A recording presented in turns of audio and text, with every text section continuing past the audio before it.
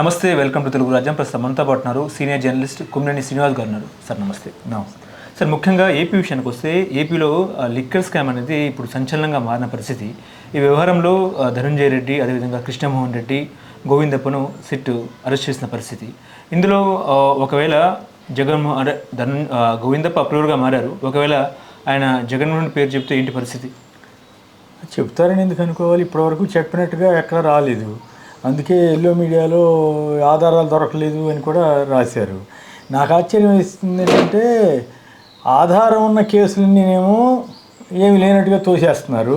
తెలుగుదేశం హయాంలో జరిగిన ఆధారంతో ఉన్నటువంటి కేసులన్నింటినేమో విత్డ్రా చేయించేయటం, నీరుగాచడం చేస్తున్నారు. ఒక కల్పిత గాథని సృష్టించి ఊహాగానాల ఆధారంగా ఊహాజనితమైనటువంటి కేసుని పెట్టడం అయితే ఇప్పుడే చూస్తున్నాం. ఇట్లా అసలు ఎవరు కంప్లైంట్ చేశారు? సంబంధించిన ఈ డిస్టిలరీ వాళ్ళు ఎవరన్నా ముడుపులు ఇచ్చామేమని కంప్లైంట్ చేశారా? అదేమీ లేదు. ఎవరో దారిపోయి ఆయన ఎవరో కంప్లైంట్ రాయించి వీళ్ళే ఏర్పాటు చేసినట్టుగా ఉంది తప్పితే అది చిత్తశుద్ధితో రాసినట్టుగా అనిపించదు. దాన్ని వీళ్ళకి సంబంధించిన ఆఫీసరు వెంటనే హడావుడిగా పంపటం, ఏసీబీ విచారణ అంటాం, ఇదంతా పెద్ద డ్రామాలాగా ఉంది. అంటే నాకు అర్థమైంది ఏంటంటే, జగన్ టైంలో ఏమన్నా స్కాములు జరిగినాయా అని ఎతికి ఏమి దొరకకపోయేసరికి ఈ మద్యం దాని మీద అయితే జనంలోకి బాగా తీసుకెళ్ళచ్చు. ఎట్లాగో ఎల్లో మీడియా, ఈనాడు, ఆంధ్రజ్యోతి పచ్చి అబద్ధాలు రాస్తున్నాయి కదా, సో వాటిని బాగా వాడుకుని చేయొచ్చు అనే ఉద్దేశంతో ఇదంతా నడుపుతున్నారేమో అనిపిస్తుంది. కల్పితం ఫలానా కొంతమంది డిస్టిలరీ వాళ్ళు ముందుకు వచ్చి మేము డబ్బులు ఇచ్చామని చెప్తే అప్పుడు కేసు పెట్టారన్న అర్థం ఉంది. సరే, దాంట్లో ఎంతవరకు వాస్తవం ఉన్నా లేకపోయినా అదేమీ లేకుండా ఎవరు దారిపోయేవాడు ఉత్తరం వీళ్ళు బయలుదేరటువంటి ఇదంతా నథింగ్ బట్ కాన్స్పిరసీ అని అనిపిస్తుంది. కానీ వాళ్ళ హయాంలో నాసరికం వైన్స్ ప్రజలకు అందుబాటులో ఉంచారా? అదేవిధంగా డిజిటల్ పేమెంట్ చెల్లింపులు జరగలేదంటారా? కేవలం క్యాష్ ద్వారానే చెల్లింపులు జరిగాయి అంటారా? నాసిరకం మద్యం అయితే ఇప్పుడు ఎందుకు కంటిన్యూ చేస్తున్నారు? చేయకూడదుగా. అంటే వీళ్ళు నాసిరకం ఇస్తున్నారా? ఇదంతా గేమ్. జగన్ గారిని ఎట్లయినా సరే అప్రతిష్ట పాలు చేయాలని 5 ఏళ్ళు విశ్వయత్నం చేశారు, విపరీత యత్నం చేశారు, కొంతవరకు సక్సెస్ అయ్యారు ఆ దుష్ప్రచారం. ఇప్పుడు గవర్నమెంట్ వచ్చిన తర్వాత కూడా మళ్ళీ వీళ్ళు ఇచ్చిన హామీలు ఇవన్నీ గందరగోళంగా ఉన్నాయి కదా, అవేమీ అమలు చేయలేకపోతున్నారు కదా. సో దీన్ని డైవర్ట్ చేయాలంటే జగన్ ఏదో అది చేశాడు, అరే నాకు ఆ తల్లికి వందనం ఇస్తాను అన్నారు కదా, అంటే జగన్ మద్యం కేసులో ఉన్నాడు. అరే నాకు ఈ ఆడబిడ్డ నిధి కింద నెలకు 1500 ఇస్తా అన్నారు కదా, అంటే జగన్ పిఏని అరెస్ట్ చేసాం. ఎవరికి కావాలి? నువ్వు ఎవరిని అరెస్ట్ చేస్తే ఎవరికి కావాలి? నువ్వు సూపర్ 6 ఇస్తానో ఇవ్వు, ఇచ్చిన తర్వాత నువ్వే కథలన్నా చేసుకో.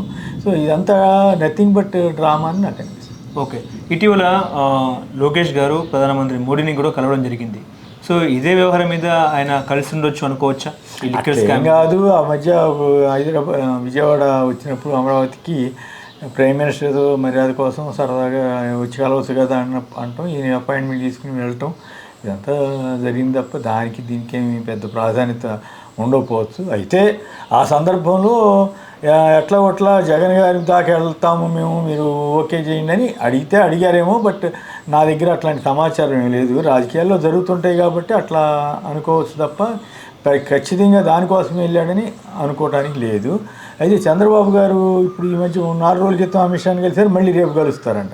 చంద్రబాబు గారు దీన్ని అమిత్ షా దగ్గర ప్రస్తావించి ఏదో రకంగా వాళ్ళ పర్మిషన్ లేకుండా గబాలను చేస్తారా అనేది ఒక సందేహం. వాళ్ళు ఓకే అంటే తప్ప లేదు, మీరు తావండి, మాకు సంబంధం లేదంటే చెప్పలేం. కానీ బట్ ఓవరాల్గా వాళ్ళకి అర్థమవుతుంది కదా, ఇదంతా వీళ్ళు కక్షపూరితంగా చేస్తున్నారు. వాళ్ళకి కూడా తెలుస్తూ ఉంటాయి కదా, ఎంతో కొంత సమాచారం, ప్రజల్లో వ్యతిరేకత ఉందా లేదా, వీళ్ళు ఇచ్చిన హామీలు నెరవేరుస్తున్నారా లేదా, ఎక్కడ తేడా వచ్చింది, ఇదంతా కూడా గమనిస్తుంటారు. కాబట్టి ఐ డోంట్ థింక్ అది కారణం కాకపోవచ్చు. చంద్రబాబు గారి ఎఫర్ట్ చేయడం కోసం వెళ్తే వెళ్ళొచ్చు ఏమో, చెప్పలేము. బనకచర్ల అవన్నీ చెబుతున్నారు కానీ 4 రోజుల క్రితం అడిగి మళ్ళీ 4 రోజుల్లోనే మార్పు వచ్చేస్తా.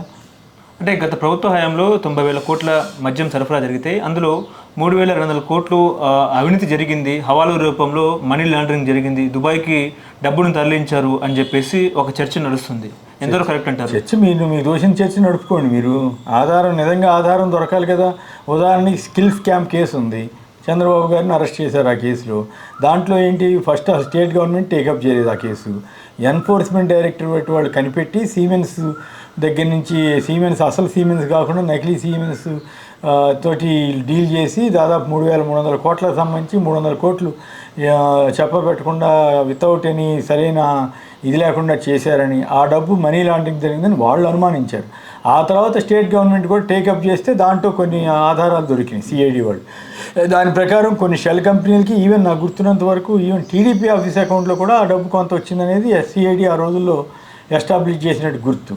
సో ఇంతవరకు ఆ షెల్ కంపెనీ వ్యవహారం కానీ, ఆ పిఏ శ్రీనివాస్ గారిని అమెరికా ఎందుకు పంపించారన్న దాన్ని కానీ ఒక్కసారైనా మాట్లాడుతున్నారా?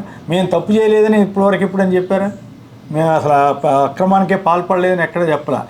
ఊరికే డబాయించడం, కావాలని కక్ష పెట్టారని, కక్ష వాడో ఇంకోటి వేరే విషయం. నిజంగా నీకు మీ అకౌంట్లోకి వచ్చిందని సిఐడి వాళ్ళు చెప్తున్నారు. ఎందుకు ఖండించలేకపోయారు? ఖండించాలి కదా. అట్లాగే ఇప్పుడు దుబాయ్ నుంచి వచ్చిందని మీరు అంటున్నారు. వాళ్ళు ఎంతవరకు సిట్ వాళ్ళు కానీ వాళ్ళ దగ్గరికి ఇంతవరకు సమాచారం ఉంటే ఈ పాటికి అబ్బో అడావుడి చేసేవాళ్ళు కదా.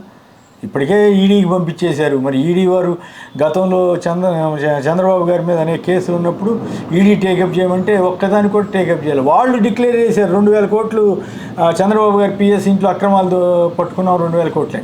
ఆ తర్వాత మరి ఏమైపోయింది? ఊసే లేకుండా పోయింది. మరి ఈడీ పెద్ద గొప్ప ఆర్గనైజేషన్ కింద ప్రచారం జరుగుతూ ఉంటుంది కదా, మరి ఏమైంది అంటే అది కూడా మేనేజ్మెంట్ వ్యవహారం నడుస్తుంది కదా. సో కాబట్టి పరిస్థితి ఎట్లా అయిపోయిందంటే ఈడీ అయినా ఇవన్నీ కూడా ధర్మంగా చేస్తే ఓ పద్ధతి, కానీ ఏదో రకంగా ఎవరో ఒకరిని బుక్ చేయాలనే ఉద్దేశంతో చేస్తున్నట్లుగా ఉంది. మరి ఏం జరుగుతుందో చూద్దాం. నేనైతే ఆధారాలు లేవు అనేదానికి ఇప్పుడు మీలాంటి వాళ్ళు ఇట్లాగే ప్రచారం చేస్తుంటారు. దుబాయ్ అని ఒకళ్ళు అంటారు, ఇంకోటి అంటారు. సో మీరు చేసే మీకు తోసిన ఊహాగానం మీరు చేయండి, వాళ్ళ తోసిన ఊహాగానం వాళ్ళు ఏపీ పోలీసులు చేస్తున్నారు. సో నడుస్తూ ఉంది. చంద్రబాబు గారు మంత్రులు వీళ్ళందరూ కూడా వాళ్ళకు తోసినట్టు వాళ్ళు చేయిస్తున్నారు. రెడ్ బుక్ అనో ఇంకోటనో. సో కొంతకాలం పాటు ఇట్లాంటి ఆయన నిన్న జగన్ గారు కూడా చెప్పారు కదా, ఎవిడెన్స్ మ్యానుఫ్యాక్చర్ చేస్తున్నారు అని. అంటే ఎవిడెన్స్ని ఎట్లా క్రియేట్ చేయాలన్న దాని మీద వాళ్ళు దృష్టి పెట్టి కింద మీద పడుతున్నారు. ఇంతవరకు ఆధారాలు దొరకలేదని ఎల్లో మీడియానే రాసింది నిన్న కాక మొన్న. ఇప్పుడు ఇందులో విజయసాయి రెడ్డి, మిథున్ రెడ్డి విచారణకు హాజరయ్యారు. నెక్స్ట్ జగన్మోహన్ రెడ్డి కూడా విచారణకు హాజరయ్యే అవకాశం ఉందా అంటే ఏం చెప్తారు? అసలు కేసు ఎంతవరకు ఆయన మీద పెట్టలేదు, ఆయన విచారణకు హాజరయ్యే అవుతారా అని నేను ఏం ప్రశ్న మీరు అడిగితే నేనేం చెప్పను. ముందు ఆయన మీద కేసు పెడతారా అంటే పెట్టకపోవచ్చు, పెడితే పెట్టవచ్చు. పెట్టడానికి వాళ్ళకి టార్గెట్ మెయిన్ ఆయనకి వాళ్ళకి ఇబ్బంది ఎక్కడ? జగన్ గారు ఇవాళ ఆంధ్రప్రదేశ్లో ఎక్కడ తిరుగుతున్నా కూడా విపరీతమైన జనం వస్తున్నారు.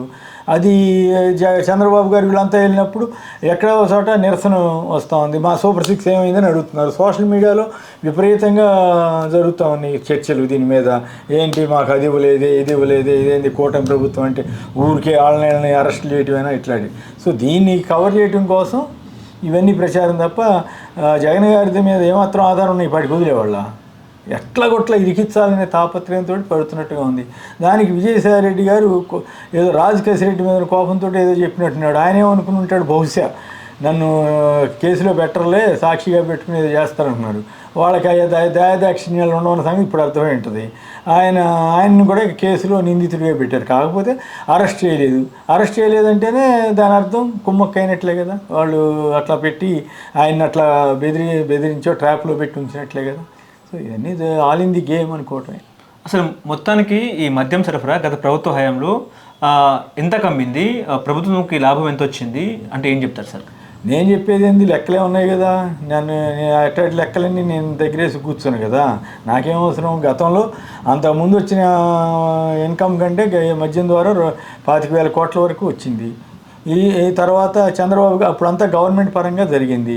ఎక్కడ డబ్బులు ఇది ప్రైవేట్ వాళ్ళకి ఈ షాపులు కాదు. ప్రైవేట్ వాళ్ళకి ఇచ్చినప్పుడు మొన్న గవర్నమెంట్ ఇచ్చింది ప్రైవేట్ వాళ్ళకి. ఏం చేసింది? అంతా తెలుగుదేశం వాళ్ళే కదా టెండర్లు కానీ అన్నీ తీసుకుంది, లాక్కుంది. బలవంతంగా ఎవరన్నా సొంతంగా పెట్టుకుని ట్రై చేద్దామన్నా కూడా వాళ్ళని తన్నో డబ్బులు ఇచ్చో లేకపోతే డబ్బులు వాటాలు ఇవ్వమని చెప్పో ఏదో చేసి గందరగోళాలు చేశారు కదా. అది కరప్షన్ అంటే, అది స్కామ్ అంటే. అది వదిలేసి ఈ కేసు ఏదో పెట్టుకుని ఆయన ఇబ్బంది పెట్టాలని చూస్తే ఏం ఉపయోగం? గతంలో జగన్మోహన్ రెడ్డి గారు చంద్రబాబు నాయుడు జైల్లో పెట్టారు కాబట్టి ఈ రకంగా కక్షపూరితంగా వ్యవహరిస్తున్నారంటే ఏం చెప్తారు? మరి అంతకుముందు 16 నెలలు జైల్లో కాంగ్రెస్ చంద్రబాబు కలిసి పెట్టారు కదా, అది కక్ష అని ఒప్పుకుంటే అప్పుడు ఇది కూడా కక్ష అవుద్ది. పైగా దీనికి ఈ కేసుకి ఆ కేసుకి తేడా ఏంటంటే, జగన్ గారి మీద అప్పుడు వచ్చిన కేసు అంతే కల్పితం. ఎవరో ఒకరితో ఉత్తరం రాయించడం, హైకోర్టు ద్వారా ఇది చేసి ఎంక్వైరీకి ఆర్డరింగ్ చేయించడం, ఆ తర్వాత సిబిఐని చేతిలో పెట్టుకుని రకరకాల వాళ్ళని అరెస్ట్ చేయటం. అప్పుడు ఎట్లా జరిగిందో ఇప్పుడు కూడా దాదాపు అట్లాగే జరుగుతున్నట్టుగా నాకు అనిపిస్తుంది. కానీ చంద్రబాబు గారి కేసులో జగన్ గారు టేకప్ చేయాలి, ఫస్ట్ ఈడీ టేకప్ చేసింది. ఈడీ టేకప్ చేసిన తర్వాత వీళ్ళకి చంద్రబాబు గారు డైరెక్ట్గా సిఎస్కి ఉత్తరం ఫైల్ మీద రాసేసాడు, మీరు అర్జెంటుగా నేరుగా పే చేసేయండి అని. వద్దని చెప్పినా కూడా సిఎస్. సో అదంతా ఆధారాలు కనపడుతున్నాయి. ఆధారాల మీద అరెస్ట్ చేసింది అది. ఇప్పుడేమో ఆధారాల కోసం ఎదుగుతూ అరెస్ట్ చేస్తుంది ఈ కేసు. సో ఆ తేడా తెలియట్లే. అందువల్ల ఇది కక్ష అంటారా ఏమంటారనేది మీరు డిసైడ్ చేసుకోండి. ఓకే, ఒకవేళ జగన్మోహన్ రెడ్డి గారిని అరెస్ట్ చేస్తే మళ్ళీ సింపతితో జనాలకు వచ్చే అవకాశం ఉందంటారా? జనాల్లోకి వచ్చేది ఏముంది, సింపతి ఆటోమేటిక్గా వస్తుంది. అదేం పెద్ద విశేషం కాదు. అప్పుడు 16 నెలలు జైల్లో పెట్టినా ఆయన భరించాడు కదా. నిన్న కూడా చెప్పాడు కదా ఏమవుతుంది, మొన్న మధ్య కూడా చెప్పాడు కదా ఏమవుతుంది, 3 నెలలు జైల్లో ఉంటాం, మళ్ళీ వస్తాం, రెట్టించిన ఉత్సాహంతో పనిచేస్తూ ఉన్నాం. ఇప్పుడు వైఎస్ఆర్ కాంగ్రెస్కి సంబంధించిన వాళ్ళ పరిస్థితి ఎలా ఉందంటే, సరే ముందు భయపెట్టారు. జనరల్గా ఎట్లా ఉంటుందంటే మానవ సైకాలజీ, ముందు ఏదైనా చేస్తారేమో అన్న భయం ఉన్నప్పుడు అది ఎక్కువ భయపెడద్ది. ఒకసారి చేసేసారు, చేసేసిన తర్వాత ఇంకేం చేస్తావు పోవా అంటారు. సో అట్లా ఇప్పుడు ఏపీ గవర్నమెంట్ రెడ్ బుక్ పేరుతోనో ఇంకోటో అరాచకాలు చేస్తామని భయపెడితే కొంత భయపడేవాళ్ళు. అరాచకాలు చేసేస్తున్నారు వాళ్ళు. చేసేసరికి ఏమవుద్ది, పిల్లినైనా సరే గదిలో పెడితే పులి అవుతుంది. అంతే, పులి అయినా కాకపోయినా ఎదురు తిరుగుతుంది. సో ఇప్పుడు ఆ పరిస్థితికి వైసీపీ వాళ్ళని మానసికంగా వాళ్ళను తయారు చేశారు. తెలుగుదేశం వాళ్ళే వైసీపీ వాళ్ళని అంత స్ట్రాంగ్గా తయారు చేశారేమో నాకు అనిపిస్తుంది. మొన్న ఎవరు సోషల్ మీడియా యాక్టివిస్ట్ కృష్ణవేణి అన్న ఆమె నాకు కనిపించారు, మాట్లాడారు. నాకు ఆశ్చర్యం వేసింది, ఆవిడ అంత ధైర్యంగా మాట్లాడుతుంది. తీరు ఏంటమ్మా ఇబ్బంది పడ్డారంటే, ఇబ్బందే సార్, ఇబ్బంది అయితే మాత్రం ఏమవుతుంది, ఇప్పుడు మనను అదే తెల్లారుదామని ఎవరైనా ఆడవాళ్ళని తీసుకెళ్తారా, పోలీసులు వచ్చి హైదరాబాద్ దాకా వచ్చి అక్కడే తెలిసిపోతుంది. పైగా ఆవిడ ఏమి తప్పు బూతులు పెట్టడం ఏం చేయాలి. ఆవిడ ఒక అభిప్రాయం వ్యక్తం చేసింది. వ్యక్తం చేస్తే అది ఎవరు చేయించారు చెప్పని ఆవిడని ఇబ్బంది పెట్టి, నాకు ఎవరు చెప్పలేదు, నేనే చేశాను, మీరు ఏమన్నా చేసుకోండి అని అంది. 15 కేసులు 16 కేసులు పెట్టారంట. అసలు గతంలో ఎప్పుడు కూడా ఈ తరహా కేసులు చూడలేదు నేను. ఏదన్నా తప్పు జరిగింది, తప్పుడు కేసో ఒప్పుడు కేసో ఏదో ఒక స్టేషన్లో పెడతారు. కానీ ఇదేం అరాచకం, 10-15 కేసుల్లో 10-15 పోలీస్ స్టేషన్లో పెట్టడం, ఆ పేరు మీద పోసాని కృష్ణమురళిని నటి తిప్పారు. ఇప్పుడు వల్లభనేని వంశీని ఏం చేస్తున్నారు, చాలా చాలా చాలా తప్పు అది. అట్లా చేయకూడదు, అరాచకం. అంతకంటే ఇంకా పెద్ద పదాలు ఉంటే వాడాలి. నాకు మనం బూతులు మాట్లాడలేము కానీ అందుకే వాళ్ళు రెచ్చగొట్టి బూతులు మాట్లాడించి మళ్ళీ కేసు పెట్టే తాపత్రయంలో వాళ్ళు ఉన్నారు. సో వీళ్ళు అలవాటు పడిపోయారు. సరే కానీ చేసుకోవాలి అనే పరిస్థితికి వచ్చారు. నిజంగా దుర్మార్గం కదా. ఒకే కేసులో 10 సార్లు ఒకే ఇష్యూ మీద 10 పోలీస్ స్టేషన్లో పెడతారా? రేపు సపోజ్ ఈ గవర్నమెంట్ మరి ఇంకో గవర్నమెంట్ వస్తుంది, జగన్ గారి గవర్నమెంటే వచ్చింది, వాళ్ళకి ఎట్లా చేయొచ్చో చెప్పినట్టుగా మరి జగన్ గారి గవర్నమెంట్లో ఎప్పుడైనా ఇట్లా జరిగిందా? అసలు ఎవరన్నా ఒకళ్ళు బూతులు తిడుతున్నారని తీసుకెళ్తేనే ఇంకేముంది, అమ్మో సోషల్ మీడియా స్వేచ్ఛను హరిస్తున్నారు అన్నారు. ఏది బూతులు తిట్టిన వాళ్ళకి మద్దతుగా. సరే అని కొన్ని వదిలేసారు, ఏదో జరిగిపోయింది. కొంతమందిని అరెస్ట్ చేసినా కూడా వెంటనే బెయిల్ రావటం. మరి ఇప్పుడేం జరుగుతుంది, ఇప్పుడు బెయిల్ ఎందుకు రావట్లేదో అర్థం కాదు. అసలు ఆ అరెస్టులు ఏంటో అర్థం కాదు, అన్ని కేసులు ఎట్లా పెడుతున్నారో అర్థం కాదు. రేపు వచ్చే గవర్నమెంటుకి వీళ్ళు మార్గం చూపిస్తున్నట్టు అనమాట. ఇప్పుడు ఎవరు శాశ్వతంగా ఉండరు కదా.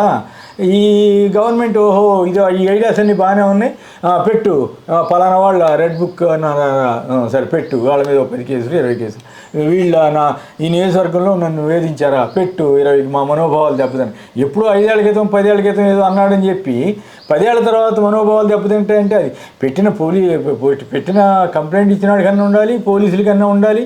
ఏమీ లేకుండా ఇద్దరు కలిసి పెట్టేయడం, కేసులు పెట్టేయడం, అరెస్ట్ చేయటం, ఊళ్ళమ్మడి తిప్పటం, వయసుతో సంబంధం కూడా లేకుండా. చాలా నేనైతే ఇప్పుడు దాదాపు 55 ఏళ్ళుగా రాజకీయాలు చూస్తున్నాను. ఈ వృత్తిలో 48వ సంవత్సరంలో ఉన్నాను. డైరెక్ట్గా ఉద్యోగంలో చేరి ఎంత అరాచకంగా చంద్రబాబు గారి గత ప్రభుత్వంలో కూడా ఎంత అధ్వానంగా ఉందని నేను ఎప్పుడు చెప్పలేదు. 14లో కానీ అంతకుముందు కానీ కొంత ఆయన భయపడేవాడు, మరి జనంలో నెగిటివ్ అవుతామని. ఇప్పుడు మరి ఆయన కొడుకు ప్రభావమా లేకపోతే ఆయన చేతిలో ఏమి లేదా, మన వడ్డే గారు అన్నారు కదా, ఆయన తెలివి తక్కువ వాడు కాదు కానీ చాలా తెలివి తక్కువ పనులు జరిగిపోతున్నాయి, వెనకాల నుండి ఎవరో బటన్ నొక్కుతున్నారు అనిపిస్తూ ఉంది అని చెప్పి. ఎవరో ఏంటో అనేది మనం వేరే చెప్పనక్కర్లేదు కదా. సో అటువంటి వాళ్ళకి ఆయన నిజానికి తెలుగుదేశంలో చాలా సీనియర్ నేతగా ఉండేవాడు. సరే ఈ మధ్య రాజకీయాలకు కాదు దూరం అయినా కూడా అటువంటి వాళ్ళకే ఈ ప్రభుత్వం మీద ఇంత బ్యాడ్ ఒపీనియన్ ఏర్పడితే మామూలు జనంలో రాదా? కాబట్టి ఇవన్నీ వాళ్ళే తెలుసుకోవాలి. ఇప్పుడు వరలరామయ్య అంటున్నారు మద్యంలో అక్రమం చేసిన డబ్బులతో బంగారం సంపాదించుకున్నారని చెప్పేసి వరలరామయ్య చెప్తున్నారు. వాళ్ళ ఈనాడు వాళ్ళ పిచ్చి రాతలు రాశారు, వీళ్ళు ప్రచారం చేస్తున్నారు. వీళ్ళు చెబుతారు, వాళ్ళు రాస్తారు, వాళ్ళు రాసినామంటే మళ్ళీ వీళ్ళు మొదలు పెడితే అంతా ఆరింది గేమ్. గత 5 ఏళ్లుగా జగన్ గారి మీద అట్లాగే రాశారు. ఉదాహరణకి సర్వే యాక్ట్ ఉంది, అసలు సర్వే తోటి జగన్ మొత్తం భూములను లాగేసుకుంటాడు అన్నారు. మరి ఇప్పుడు వాళ్ళు అదే పని ఎందుకు చేస్తున్నారు? కరెంటు మీటర్లు పెడుతున్నారు రైతులకి, వ్యవసాయ విద్యుత్ మోటార్లకి, ఇంకేముంది పగలగొట్టనన్నారు లోకేష్ గారు. ఈ ఘోరం ఇంతకంటే అన్యాయం ఇంకోటి లేదని చంద్రబాబు గారు అన్నారు. మరి ఇప్పుడు ఎందుకు 5000 మీటర్లు ఎందుకు పెడుతున్నారు? అంటే వాళ్ళు చేస్తే రైటు, వీళ్ళు చేస్తే తప్పు, అంతే కదా. సో ఇవన్నీ ఇప్పుడు ఈనాడు రాత్రులు పచ్చి అబద్ధాలు రాదు. నేను ఈనాడులో 24 ఏళ్ళు పనిచేశాను. అప్పుడు ఎప్పుడు రామోజీ గారు ఇంత ఘోరంగా అబద్ధాలు రాయమని ఎప్పుడు చెప్పలేదు, నిజంగా చెప్పలేదు. మీరు అబద్ధమైతే రాయొద్దు, నిజమైతే రాయండి అని చెప్పేవాడు ఆ రోజుల్లో.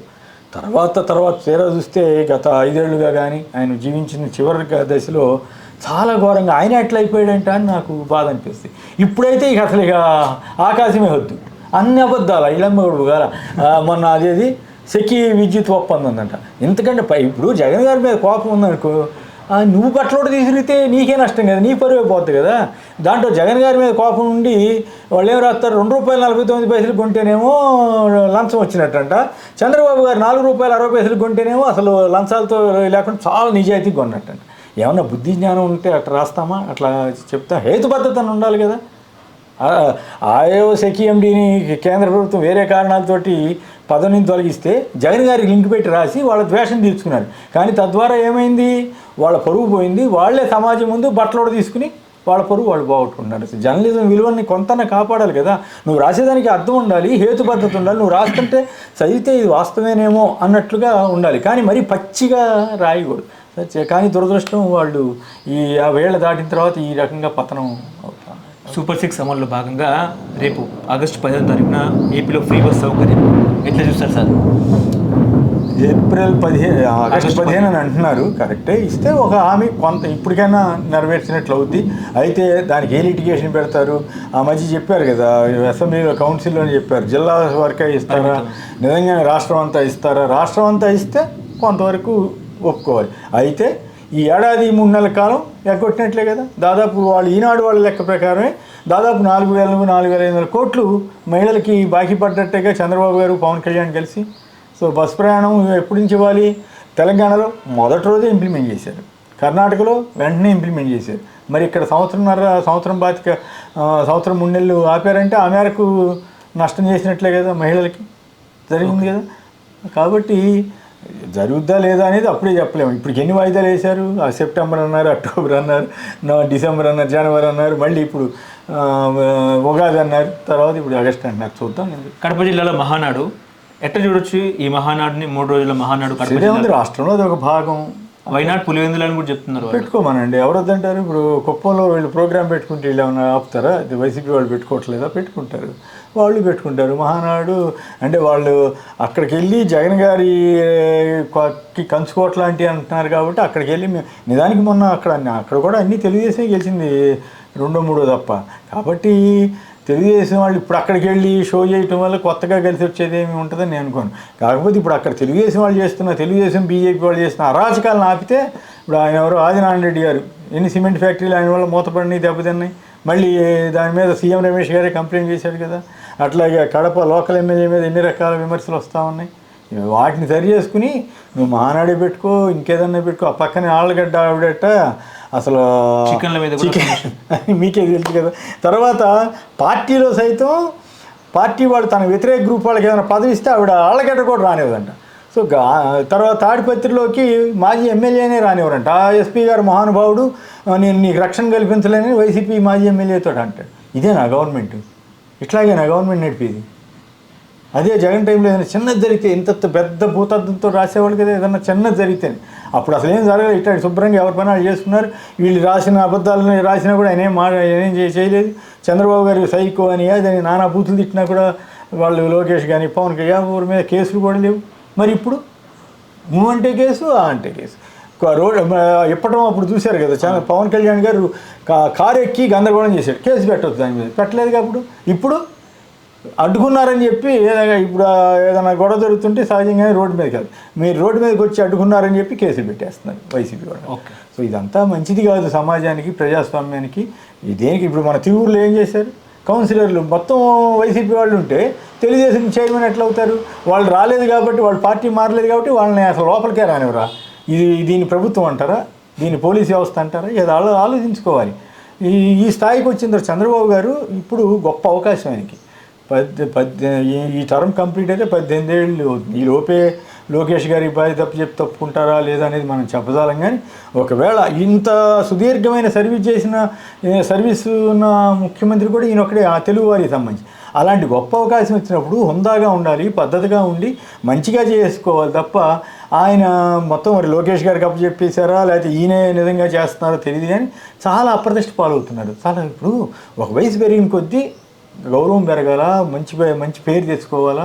కొన్ని హామీలు కొన్ని చేయలేకపోవచ్చు. అయ్యా నేను ఈ కారణాలతో చేయలేకపోతున్నాను, నేను అప్పుడు చెప్పిన మాట నిజమేనని నిజాయితీగా ఒప్పుకుంటే మంచి సరే అని సర్దుకుంటాను. నువ్వు ఇప్పుడు ఎప్పుడు ఏదో రకంగా జనాన్ని దబాయించాలనో బుకాయించాలనో మభ్య పెట్టాలని చూస్తే గౌరవం పోతుంది. ఇప్పుడు చంద్రబాబు నాయుడు గారు ఈ వయసులో 74-75 ఏళ్ళు వచ్చినాయి కదా, ఈ వయసులో హుందాగా ఉండి ఇప్పుడు ఇక్కడ జగన్ ఇష్యూ ఇంకోళ్ళని కాదు, ఆయన పెడుతున్న కేసులు ఇవన్నీ ఆయన గవర్నమెంట్లో పెడుతున్న కేసులు ఇవన్నీ చూసిన తర్వాత ఆయనకి ఇది ఎనలేని మత్స, తీవ్రమైనటువంటి అప్రతిష్ట. ఆయన అప్రతిష్టతోటి రాజకీయం సాగించి అధికారం ఉంటే చాలు, అప్రతిష్ట వచ్చినా పర్వాలేదు అనుకుంటే మనం ఏం చేయలేం. కాకపోతే మా బోటి వాళ్ళు ఏమంటామంటే మంచో చెడో అవకాశం వచ్చింది, మంచిగా వినియోగించుకో, మంచిగా సమాజానికి మేలు చేయండి. అంతేగాని ఈ దిక్కుమాలిన రాజకీయాల కోసం, ఈ పదవుల కోసం ఎప్పుడు ఎలకాలం ఎవరు 150 ఏళ్ళు బతుకుతారు ఎవరన్నా? సో ఈ బతుకున్నప్పుడు కాస్త మంచి పని చేసి మంచి పేరు తెచ్చుకో, పరువు నిలబెట్టుకో. మా బోటి వాళ్ళం అయితే ఏదైనా మంచి జరిగితే మంచి అంటాం కదా, నాకేం మొహటం లేదు. పలానా మంచి చేశారని చెప్తే అవును చంద్రబాబు గారు ఇంతవరకు ఇప్పుడు ఉదాహరణకి పెన్షన్ ఉంది, నేను ఎప్పుడు ఆయన ఇవ్వలేదు అని చెప్పలేదు కదా, పెన్షన్లో హామీ వరకు నెరవేర్చారని చెప్తుంటాం కదా. సో అట్లా కొంతన్నా మేము రీజనబుల్గా మాట్లాడేవాళ్ళం ఉంటాం కదా. అందువల్ల మేము చెప్పేది ఏంటంటే ఈ అవకాశాన్ని ఆయన సద్వినియోగం చేసుకుని మంచి హుందాగా పెద్ద మనిషిగా తెలుగు వాళ్ళు ఏ పార్టీ వాళ్ళైనా సరే తన వాళ్ళ కింద భావించి మంచి చేయాలని కోరుకుంటున్నాను. ఇప్పుడు జగన్ గారు ఏమన్నారు, ప్రాంతం లేదు, పార్టీ లేదు, కులం లేదు, మతం లేదని అన్ని స్కీములు అందరికీ ఇచ్చాడు కదా, తెలుగుదేశం వాళ్ళు ఎవరికైనా నాపేడా లేదు కదా. మరి ఈయన రాగానే ఎందుకు అట్లా చేస్తున్నారు? సో ఇప్పుడు ఆయన అంతా కలిపి ఆయన 50 ఏళ్ళు 52 ఏళ్ళు, ఈయన 74 ఏళ్ళు, ఆయన తండ్రి వయసు, ఇంకెంత హుందాగా ఉండాలి? జగన్ గారే అట్లా పార్టీలకు అతీతంగా ప్రభుత్వాన్ని నడిపినప్పుడు ఈయన అచ్చంగా పార్టీ తరఫున చెట్టు నీరు కింద విజిలెన్స్ కేసులు ఉన్నా ఏమున్నా సరే డబ్బులు ఇచ్చేటి చేస్తాననుకోండి, పార్టీ క్యాడర్ కొంత డబ్బులు వస్తే రావచ్చు, కానీ అల్టిమేట్గా జనంలో పల్సన్ అవుతారు. ఈయనకు వచ్చింది ఇందుకోసమేనా పదవి అనేటువంటి భావం వస్తుంది. నా విజ్ఞప్తి ఏమంటే మీరు గతంలో చంద్రబాబు గారు ఎంత ఘోరంగా ఇప్పుడు మీ ప్రభుత్వం ఉందని నేను ఈవెన్ నా ప్రోగ్రాంలో కూడా 2-3 పలుసార్లు చెప్పాను, గతంలో ఎప్పుడు ఇంత అధ్వానంగా లేదు అని. మీరు అధ్వానంగా నడుపుకుంటారా, మంచిగా సమాజానికి ప్రజలకి మేలు చేసే విధంగా నడుపుకుంటారా అనేది మీ ఇష్టం. ఓకే, తెలంగాణ విషయానికి వస్తే తెలంగాణలో జస్టిస్ పిసి ఘోష్ నేతృత్వంలో కాళేశ్వరం విచారణ కమిషన్ నోటీసులు కేసీఆర్ జారీ చేసిన పరిస్థితి ఏంటి సార్? కాళేశ్వరంలో నిజంగా అక్రమాలు జరిగాయంటారా? అంటే ఏం చెప్తారు? అక్రమాలని కాదు, లోటుపాట్లు ఎదురుగానే కనపడుతున్నాయి కదా, బ్యారేజీ కొంగటం ఇవన్నీ కూడా. సో దాని మీద అసలు మొదట పిలుస్తారు అంటున్నారు, అప్పుడు పిలవలేదు కమిషన్ వారు. తర్వాత ఆఫీసర్స్ వాళ్ళ సంబంధించిన వర్గాలను పిలిచారు, మొత్తం దాదాపు తయారైపోయిన తర్వాత ఏం జరిగిందో తెలియదు, కానీ అప్పుడు పిలవరని కూడా వార్తలు వచ్చాయి. ఇప్పుడు సడన్గా మళ్ళీ 2 నెలలు ఎక్స్టెండ్ చేసి కేసీఆర్, హరీష్ రావు, ఈటల ఇటువంటి వాళ్ళందరికీ నోటీసులు ఇచ్చారు. ఇప్పుడు వాళ్ళు వెళ్తారా వెళ్ళరా అనే చర్చ. వెళ్తారా అంటే చెప్పలేము, ఎందుకని అంతకుముందు వేసిన నరసింహారెడ్డి గారి కమిషన్ అనేది వేశారు కదా, యాదాద్రి పవర్ ప్లాంట్ ఇష్యూ, దాని మీద ఆయన ఏకంగా అసలు నరసింహారెడ్డి కమిషన్ మీద ఆయన చేసిన వ్యాఖ్యల ఆధారంగా ఈయన కమిషనే లేకుండా చేయగలిగాడు. ఇప్పుడు కూడా వెళ్ళరనేదే ఎక్కువ మంది అభిప్రాయం. వెళ్లకుండా తన అభిప్రాయం రిటర్న్గా పంపుతారా, లేకపోతే ఇది కావాలని పొలిటికల్ గేమ్ అని. ఇప్పుడు ఇవాళ కేటీఆర్ గారు ఇది పొలిటికల్ గేము, ఇదంతా కూడా పాలన చేతకాకిట్టాటేం చేస్తున్నారు, ప్రజల్లో తిరుగుబాటు వస్తుందని కూడా ఆయన హెచ్చరించారు. ఆ ఇండికేషన్ చూస్తే వెళ్లకుండానే ఏదో ఒకటి చెప్పే అవకాశం ఉంటుంది. వెళ్ళకపోతే కమిషన్ ఏం చేస్తుంది అనేది కూడా ఇష్యూ. కమిషన్కి ఉన్న పవర్స్ ఏంటి, ఆ పవర్స్ని ఉపయోగిస్తే అప్పుడు ఇప్పటికే రేవంత్ రెడ్డి గారి గవర్నమెంట్ మీద కాస్త జనంలో నెగిటివ్ ఉందని అంటున్నారు. అట్లాంటి పనులు చేస్తే ఇంకా నష్టం కదా కాంగ్రెస్కి. సో అందువల్ల మరి నాతోటి మాట్లాడేవాళ్ళు ఎవరైనా సరే దీన్ని అడ్వాంటేజ్ చేసుకుని రేవంత్ ప్రభుత్వం మీద విరుచుపడే అవకాశం ఎక్కువ కనపడతా ఉంది. కాంగ్రెస్ వాళ్ళేమో కేసీఆర్ చేశాడు కాబట్టి వెళ్ళలేదని వీళ్ళు ఆరోపణ చేసే అవకాశం ఉంది. బట్ ఈయన నెగిటివ్ సైడ్ ఉన్నాడు ప్రస్తుతం రేవంత్ రెడ్డి గారు. ఈయనకి నెగిటివ్ పాజిటివ్తో సంబంధం ఉంది, అపోజిషన్లో ఉన్నాడు కాబట్టి. సో దీన్ని ఈయన అడ్వాంటేజ్ చేసుకునే అవకాశం ఉంది. అందువల్ల ఈ ఇష్యూని అంత కాంగ్రెస్ పార్టీ ప్రెసిపిటేట్ చేయకపోవచ్చేమో. సరే ఆయన రాలేదని చెప్పి ఆయన మీద వాళ్ళు స్ట్రిక్చర్స్ పాస్ చేస్తారా, లేకపోతే వాళ్ళ అభిప్రాయం ఎట్లా వ్యక్తం చేస్తారా, లేదు ఆయన జోలికి వెళ్లకుండా వదిలేస్తారనేది మనం ఇంకా చూడాలి. రేపు మాపు స్థానిక సంస్థల ఎన్నికలు ఉన్నాయి. ఇదే టైంలో కేసీఆర్ టచ్ చేస్తే కాంగ్రెస్ పార్టీ పూర్తిగా బద్దమయ్యే అవకాశం ఉందా లేదంటే ఏం చెప్తారు? అంటే జనరల్గా ఈ కేసీఆర్ ఇష్యూ అనే కాదు, ఓవరాల్గా గవర్నమెంట్ పెర్ఫార్మెన్సు వీటి మీద కూడా కొంత ఉండొచ్చు. కానీ యాక్చువల్గా స్థానిక సంస్థల ఎన్నికల్లో ప్రభుత్వం ఎవరిదంటే వాళ్ళకి ఎక్కువ అనుకూలంగా ఉంటుంది. కానీ అందుకు విరుద్ధంగా జరిగితే మాత్రం అది ఖచ్చితంగా ప్రభుత్వం మీద బాగా ఎఫెక్ట్ పడుతుంది. గతంలో ఉదాహరణకి 99లో చంద్రబాబు గారు ఎలక్ట్ అయిన తర్వాత బీజేపీ దీంతో ఆ తర్వాత లోకల్ బాడీ ఎలక్షన్స్ వస్తే దాదాపు సగం జిల్లా పరిషత్తులు కాంగ్రెస్ గెలిచింది. దాంతో అప్పటికి ఆయన మీద బాగా నెగిటివ్ వచ్చేసిందనే ఫీలింగ్ వచ్చి దెబ్బతింది. స్థానిక సంస్థల్లో గెలిచినంత మాత్రానే లోక్సభ అసెంబ్లీ ఎన్నికల్లోనూ గెలవాలని ఏమి లేదు లోక్సభ ఎన్నికలు. కానీ అది ఒక ఇండికేషన్గా చూడవచ్చు. కానీ నెగిటివ్ ఉన్న చోట అట్లాంటివి జరిగితే ఎక్కువ ప్రభావం చూస్తుంది. బట్ యాజ్ ఇట్ ఈజ్ అయితే ఎప్పుడు జరుపుతారో చెప్పలేం కాబట్టి ఖచ్చితంగా ఇవన్నీ కూడా ప్రభావితం కేసీఆర్ ఇష్యూయే కాకుండా మిగతా ఇష్యూస్. ఉదాహరణకి ఇక్కడ 2,500 రూపాయలు నెల ఆడవాళ్ళకి ఇస్తామన్నారు. అట్లాంటి కొన్ని అట్లా రైతు రుణమాఫీ పూర్తిగా జరగలేదనేది ఒక అభిప్రాయం, రైతు బంధు పూర్తిగా ఇవ్వలేదనేది ఒక అభిప్రాయం. అసలు ఇవ్వలేదంటే కొంత ఇచ్చారు, కొంత ఇచ్చినా కూడా ఇంకా అనేక వాగ్దానాలు ఉన్నాయి. వీళ్ళు అధికారంలో రావడం కోసం రకరకాల తంటాలు పడ్డారు. అవన్నీ దళిత బంధుని వీళ్ళు ఇస్తామన్నారు. ఇవన్నీ వీళ్ళు అపోజిషన్ వాళ్ళు చూస్తూ ఊరుకోరు కదా. సో అవన్నీ రేజ్ చేస్తారు. మరి యాజిటీజ్గా అయితే కొంత ఇబ్బంది పడే పరిస్థితి కాంగ్రెస్ కూడా ఉంటుంది. ఇప్పుడు కాళేశ్వరం మరొక బీజేపీ కూడా అంటుకునే అవకాశం ఉందంటారా? ఇప్పుడు ఈటల రాజేందర్ ఏమో బీజేపీలో ఉన్నారు, గతంలో మోడీ వచ్చి న్యాచురల్లీ బీజేపీ కూడా ఇరుకును పడుతుంది. అంటుకునే అవకాశం ఉన్నా లేకపోయినా ఇరుకును పడుతుంది. ఫైనాన్స్ మినిస్టర్గా ఆయన ఉండేవాడు కదా. మరి ఫైనాన్స్ మినిస్టర్గా నిజానికి ఆయనకు ఉండే ఎంత ఇది హోల్డ్ ఉంటుంది. కేసీఆర్, హరీష్ రావు వాళ్ళిద్దరి ముందు ఈయనకి పెద్ద అంత హోల్డ్ ఉండకపోవచ్చు. బట్ టెక్నికల్గా చూసినప్పుడు ఈయన బహుశా వాళ్ళ మీద తోసేసి తప్పించుకుంటాడేమో చూడాలి. హలో, తెలుగు రాజ్యం ఛానల్ చూస్తున్నారా? సామాజిక రాజకీయ జీవన చిత్రణే తెలుగు రాజ్యం. అతిశయోక్తులు అసత్యాలు ఉండవు. రాజకీయ కోణం కాదు, ప్రజా కోణమే కొలబద్ద. తెలుగు రాజ్యం వీక్షణ మీ ఉత్తమ అభిరుచికి నిదర్శనం.